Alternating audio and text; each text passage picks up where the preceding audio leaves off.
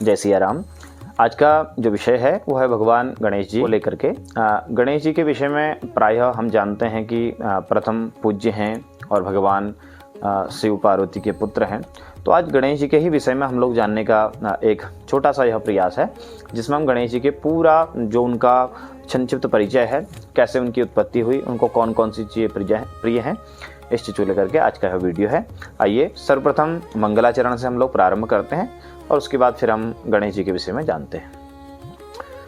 लंबोदरम परम सुंदरमेकदंतम रक्तांबरम त्रिनयनम परमं पवित्रम उद्यद्दिवाकरनिभोज्ज्वलकान्तिकान्तं विघ्नेश्वरं सकलविघ्नहरं नमामि। कथा कुंज परिवार में आप सभी का हार्दिक स्वागत एवं अभिनंदन। जैसे ही कि आप लोग जानते हैं कि आज का यह जो विषय है भगवान गणेश जी को लेकर के है। सबसे पहले हम यह जानते हैं कि गणेश जी प्रथम पूज्य क्यों हैं, यह जानेंगे। उसके बाद हम लोग यह जानेंगे कि गणेश जी के परिवार में कौन कौन लोग हैं। जैसे कि हम लोग प्रायः जानते हैं कि कौन उनके माता पिता हैं, कौन उनके भ्राता हैं, परंतु उनकी एक बहन भी थी जिनके विषय में भी हम जानेंगे, और उनके पुत्र, उनकी पत्नियों के विषय में भी जानेंगे। और गणेश जी को जो चीज़ प्रिय हैं, गणेश जी को मूषक वाहन क्यों बनाया, गणेश जी को दुर्वा क्यों प्रिय है, इस चीज़ को लेकर के भी आज हम इसमें जानेंगे। तो चलिए प्रारंभ करते हैं। देखिए, सबसे पहले हम यह जानते हैं कि गणेश जी के माता पिता, गणेश जी का संक्षिप्त परिचय। जैसे कि आप सभी लोग इस चीज़ से अवगत हैं, गणेश जी के पिता भगवान शंकर जी हैं और गणेश जी की माता जो हैं वह भगवती माँ पार्वती हैं।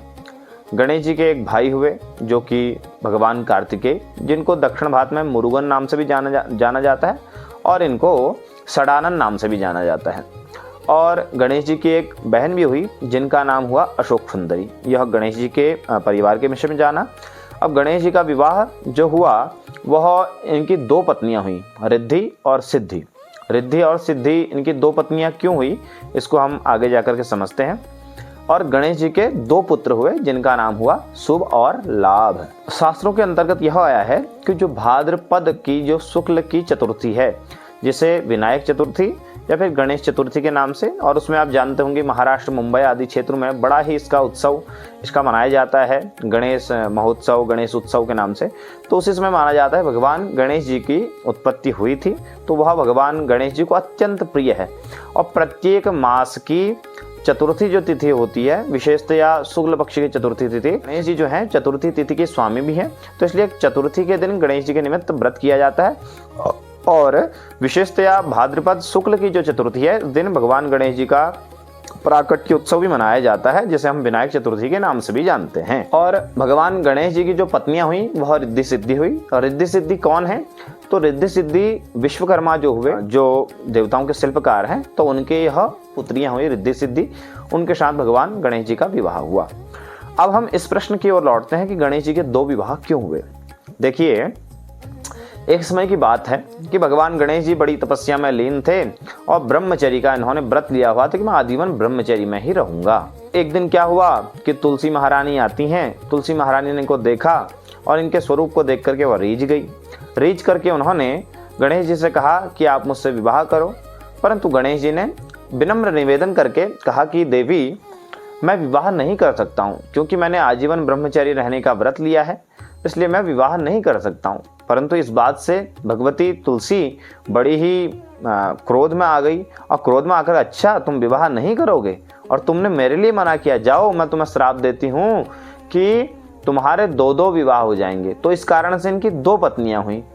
और यहीं से जो आप लोगों ने श्रवण किया होगा, न तुलस्या गणाधिपम, कि गणेश जी को तुलसी पत्र नहीं चढ़ाना चाहिए, यही कारण यहाँ पर है। क्या कारण रहा, गणेश जी को जब तुलसी जी ने श्राप दे दिया तो गणेश जी ने विचार किया कि देखो, मेरा तो इसमें कोई दोष नहीं था, परंतु मुझे क्यों श्राप दिया, तो जाओ मैं भी तुम्हें श्राप देता हूँ, तुम जाकर के राक्षस की पत्नी हो जाओ, दैत्य के साथ तुम्हारा विवाह होगा। और विवाह होकर के मैं तुम्हें यह भी श्राप देता हूँ कि तुम आजीवन कभी भी अब मुझ पर नहीं चढ़ाई जाओगी। तो वही श्राप के कारण न तुलस्या गणाधिपम, गणेश जी को तुलसी पत्र नहीं चढ़ता है। और वहां पर जो इनको श्राप मिला था कि आप दैत्य की पत्नी हो जाओ, तो जालंधर एक राजा हुए, तो उनके साथ वृंदा जी का विवाह हुआ। तो वही वहाँ से वृंदा जी का विवाह जालंधर के साथ हुआ और वहाँ पर इन्होंने अत्यंत पातिव्रत धर्म का पालन कर करके इन्होंने अपने पुनः तुलसी स्वरूप को धारण किया है। अब प्रश्न यह रहा कि गणेश जी को अत्यंत प्रिय क्या है। गणेश जी को अत्यंत प्रिय दुर्वा घास है और दुर्वा के साथ ही भगवान गणेश जी को मोदक भी अत्यंत प्रिय है।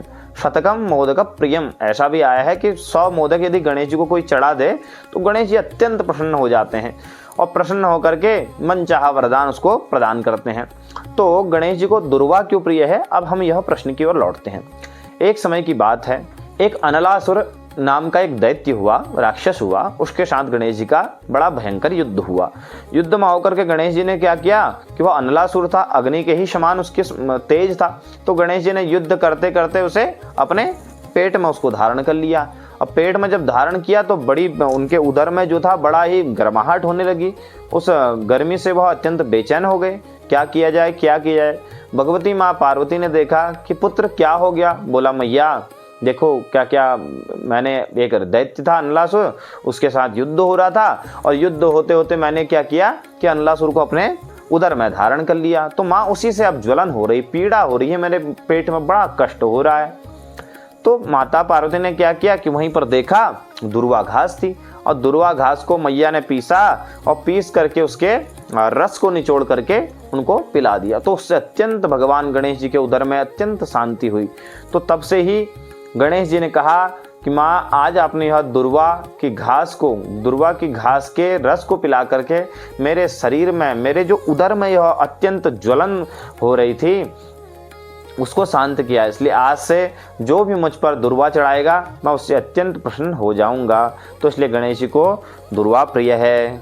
और आपने देखा होगा कि प्रायः हमारा जो सनातन धर्म है उसमें स्वास्तिक जो चिन्ह होता है जिसको हम इस तरीके से बनाते हैं तो उसकी बड़ी महत्ता है। तो वह जो स्वास्तिक चिन्ह है वह गणेश जी का ही प्रतीक है। गणेश जी के ही प्रतीक के रूप में हम स्वस्ति जो चिन्ह होता है उसका अंकन प्रायः नए वाहन में, नूतन गृह प्रवेश में, जहाँ भी हम ऐसे शुभ कार्य होते हैं, क्योंकि स्वस्ति का तात्पर्य ही, स्वस्ति का अर्थ ही कल्याण है। तो स्वस्ति के चिन्ह से हमारा प्रायः सर्वस्व कल्याण ही होता है। तो वह स्वस्ति जो है भगवान गणेश जी का प्रतीक चिन्ह है। तो उसको मनाने से, उसको कहीं भी अंकन करने से हमारे घर में, हमारे संपूर्ण जीवन में बड़ी खुशहाली बनी रहती है। तो इसलिए हमें स्वस्ति का जो चिन्ह बनाते हैं वह इसलिए मनाया जाता है। और सज्जनों, गणेश जी को अथर्वशीर्ष नाम का एक स्तोत्र है जो गणेश जी को अत्यंत प्रिय है। इसी अथर्वशीर्ष से भगवान गणेश जी का अभिषेक किया जाता है जल के द्वारा। तो भगवान गणेश जी अत्यंत प्रिय होने के कारण से उस स्तोत्र से गणेश जी बड़े प्रसन्न होते हैं। जो प्रायः ही इस स्तोत्र का पाठ करता है, स्तोत्र के द्वारा भगवान गणेश जी का अभिषेक करता है, तो गणेश जी उससे अत्यंत प्रसन्न होते हैं। यह जो अथर्वशीर्ष है यह अथर्ववेद से लिया गया है। और सज्जनों, षड विनायक हैं गणेश जी जो हैं, विनायक, इनका एक नाम विनायक भी है। तो इनके 6 रूप हैं। तो उन षड विनायकों का भी पूजन प्रायः किया जाता है। तो उनका भी हम नाम जान लेते हैं। मोदश्चैव प्रमोदश्च सुमुखो दुर्मुखस्तथा अविघ्नो विघ्नहर्ता च षडेते विघ्ननायकाः। ये जो 6 विनायक हैं ये कौन से?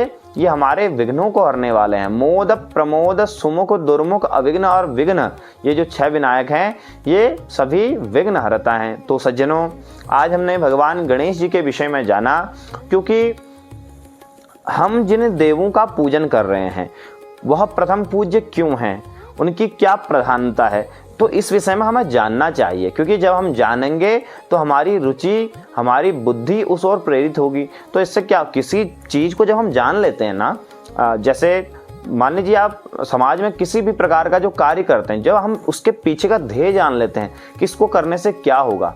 कोई विद्यार्थी पढ़ रहा है तो पढ़ने के पीछे उसका लक्ष्य की प्राप्ति तभी ना होगी जब वह जान पाएगा कि इस अध्ययन के बाद मुझे कहाँ तक जाना है, मुझे क्या करना है, तो उसके अनुसार वह अपने अध्ययन को रखेगा। तो वैसा ही हम ये वेद शास्त्र आदि में, पूजन में जब हम किसी कार्य को करते हैं तो रुचिकर, अच्छा, प्रिय और अच्छा फल देने वाला वही कार्य रहता है कार्य को हम जान करके करते हैं कि यदि हम यह कार्य कर रहे हैं तो यह क्यों कर रहे हैं। दुर्वा के विषय में हमने जाना कि भगवान गणेश जी को दुर्वा भी प्रिय है। और सज्जनों, दुर्वा जो है यह वंश वृद्धि का भी प्रतीक है। जैसे दुर्वा को एक जगह पे आप रोपण कर दो तो दुर्वा का स्वभाव है वह बढ़ते ही जाता है, बढ़ते ही जाता है। तो ऐसे ही जब हम गणेश जी पर दुर्वा चढ़ाते हैं तो वह यही प्रतीक है कि हे भगवान, हम आपको यह दुर्वा चढ़ा रहे हैं। जैसे यह दुर्वा का वंश बढ़ता ही जाता है, ऐसे ही भगवान आप हम पर कृपा करके हमारा भी वंश की वृद्धि हो। हमको जिस चीज़ की भी अभिलाषा है, पहले तो भगवान से कुछ मांगना नहीं चाहिए, भगवान स्वतः ही जानते हैं कि आपको क्या आवश्यकता है। तो भगवान, हे भगवान, आप उसकी वृद्धि करते जाइएगा।